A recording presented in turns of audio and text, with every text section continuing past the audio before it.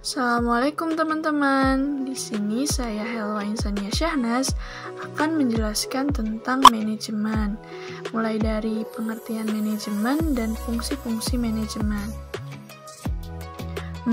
Jadi apa ya manajemen itu? Manajemen adalah proses perencanaan, pengorganisasian, kepemimpinan, dan pengendalian kegiatan anggota organisasi dan proses penggunaan sumber daya organisasi lainnya untuk mencapai tujuan organisasi yang telah ditetapkan. Jadi ketika kita akan melakukan suatu kegiatan, perlu adanya manajemen. Nah, selanjutnya ada fungsi-fungsi manajemen, yaitu ada perencanaan, pengorganisasian, pelaksanaan, dan pengawasan. Yang pertama ada fungsi perencanaan. Perencanaan merupakan proses dasar manajemen untuk menentukan tujuan dan langkah-langkah yang harus dilakukan untuk mencapai tujuan. Nah, jadi dalam urutan kegiatannya, perencanaan merupakan kegiatan awal gitu, di mana fungsi yang lainnya itu bekerja setelah diberi arahan oleh bagian perencanaan ini. Kemudian manfaat dari dilakukannya perencanaan yaitu pelaksanaan tugas menjadi tepat karena sudah direncanakan di awal. Kemudian yang kedua, mengantisipasi kesalahan-kesalahan yang mungkin terjadi. Kemudian memudahkan pelaksanaan pengawasan juga dan memberikan pedoman dalam melaksanakan suatu kegiatan.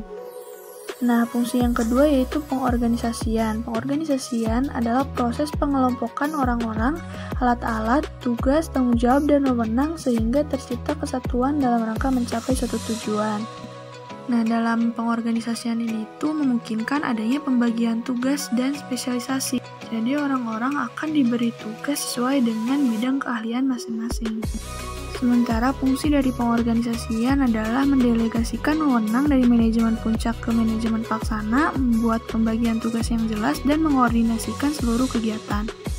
Fungsi yang ketiga ada fungsi pelaksanaan, di mana fungsi pelaksanaan ini itu untuk menggerakkan orang-orang agar bekerja sesuai dengan tujuan yang telah ditetapkan.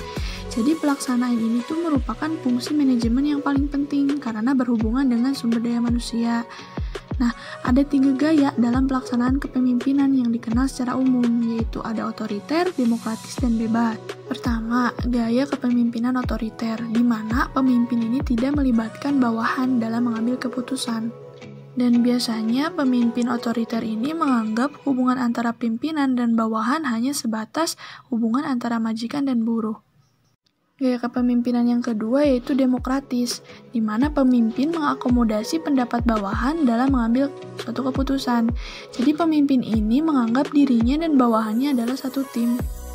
Sementara itu, gaya kepemimpinan bebas adalah gaya kepemimpinan di mana pemimpin menyerahkan proses pengambilan keputusan pada bawahannya.